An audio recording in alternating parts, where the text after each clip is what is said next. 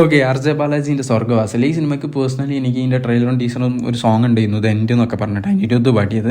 ആ സോങ്ങൊക്കെ എന്താ പറയുക, വന്നപ്പോൾ തന്നെ എനിക്ക് അത്യാവശ്യം പേഴ്സണലി നല്ലൊരു എക്സ്പെക്ടേഷൻ ഉള്ള സിനിമയായിരുന്നു. ആൻഡ് ഇതിൻ്റെ സ്റ്റോറി ലൈനും കാര്യങ്ങളൊക്കെ ആ ട്രെയിലറും കാര്യങ്ങളൊക്കെ പറയുന്നത് തന്നെയാണ്. ഇതിൽ അഭിനയിച്ച എല്ലാവരും ഭയങ്കര കിഡിലായിട്ട് അഭിനയിച്ചാണ്. അതിൽ എനിക്ക് സ്പെഷ്യലി പറയാനുള്ള സെൽവരാഘവൻ്റെ ആക്ടിങ്ങും ഇഷ്ടപ്പെട്ടു. പിന്നെ ആർ ജെ ബാലാജി ഞാൻ ഇങ്ങനെ ഇത്രയും നന്നായിട്ട് പെർഫോം ചെയ്യുന്നൊന്നും വിചാരിച്ചില്ല. അത്യാവശ്യം നല്ല രീതിയിൽ തന്നെ മൂപ്പര് പെർഫോം ചെയ്ത് വെച്ചിട്ടുണ്ട്. പിന്നെ ഇതിൽ റങ്ക് എന്ന് പറഞ്ഞിട്ടൊരു നല്ലൊരു ഗേ പോലത്തെ ഒരു കഥാപാത്രം, അത് ചെയ്ത് വെച്ച ആക്ടറിന്റെ പെർഫോമൻസ് എനിക്ക് ഭയങ്കരമായിട്ട് ഇഷ്ടപ്പെട്ടു. കിട്ടില്ല പെർഫോമൻസ് ചെയ്യുന്നു. ആ പെർഫോമൻസ് എന്താ പറയുക, ഒരു മെച്ചൂർഡ് ആക്ടർ ചെയ്യുന്ന പെർഫോമൻസാണ്. ഒരു പുതിയൊരാൾ വന്നിട്ട് ആ രീതിയിൽ പെർഫോം ചെയ്യാൻ ശരിക്കും നമ്മൾ കാണുന്നൊരു ഇനി ഇവൻ ഗേ ആണോ അങ്ങനെ തോന്നിപ്പോകുന്ന രീതിയിലുള്ള കിട്ടില്ല പെർഫോമൻസ്. ഭയങ്കര ചിലപ്പോൾ അണ്ടർ റേറ്റഡ് ആയി പോകാൻ ചാൻസ് ഉണ്ട്. അതുകൊണ്ടാണ് ഞാൻ ഒന്ന് എടുത്ത് പറഞ്ഞത് ആ പെർഫോമൻസ്. ബാക്കി എല്ലാവരും അഭിനയിച്ച, പിന്നെ കരുണാസിന്റെ പെർഫോമൻസ് എനിക്ക് ഇഷ്ടപ്പെട്ടു. പിന്നെ നമ്മളെ ഷെർഫുദ്ദീൻ്റെ പെർഫോമൻസും കിടലാണ്. അങ്ങനെ കുറച്ച് ആൾക്കാരുണ്ട്. അഭിനയിച്ച എല്ലാവരും കിടലാണ്. ഞാൻ പിന്നെ നമ്മളെ സുഡാനി ഫ്രം നൈജീരിയയിലെ കെൻഡ്രിക്ക് എന്ന് പറഞ്ഞ ആക്ടർ ഇത് ചെയ്തിട്ടുണ്ട്. പുള്ളിയും നന്നായിട്ട് ചെയ്തിട്ടുണ്ട്. എല്ലാവരും നല്ല കിടുള്ള അഭിനയമാണ്. പിന്നെ ഈ സ്റ്റോറി എല്ലാവർക്കും ഇഷ്ടപ്പെടാനൊന്നുമില്ല. കാരണം ഇതൊരു ജനപ്രീതി നേടുന്ന അല്ലെങ്കിൽ ഒരു കമേഴ്ഷ്യൽ സക്സസ് നേടുന്ന സിനിമയൊന്നുമില്ല. എല്ലാവർക്കും അത് അങ്ങോട്ട് ഇറങ്ങണം എന്നൊന്നുമില്ല. ഈ സിനിമയ്ക്ക് ഒരു സ്പെസിഫിക് ഓഡിയൻസ് ഉണ്ട്. അതായത് മാറ്റ് റീവ്സിൻ്റെ ബാറ്റ്മാൻ കണ്ടിട്ടുണ്ടാവും എല്ലാവരും.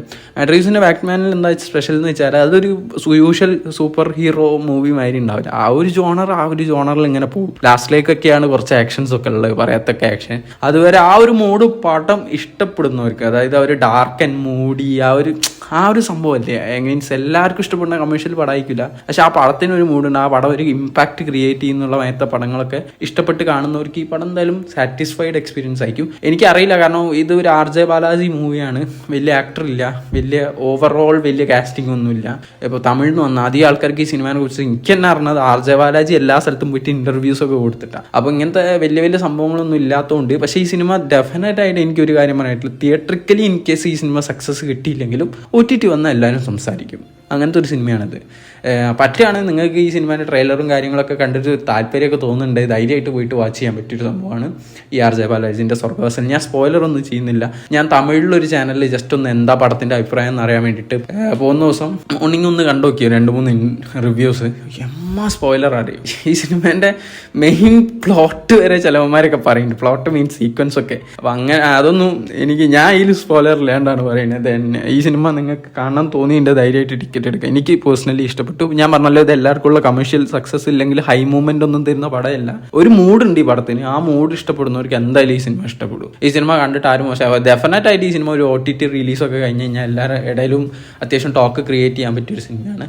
പെർഫോമൻസ് വൈസ് എല്ലാവരും കിട്ടില്ല. പിന്നെ ടെക്നിക്കൽ വൈസ് ഈ സിനിമ കിട്ടില്ല കേട്ടോ. മ്യൂസിക് മാത്രം ചില സ്ഥലത്ത് കുറച്ചും കൂടെ നന്നാക്കായിരുന്നു എന്ന് തോന്നി.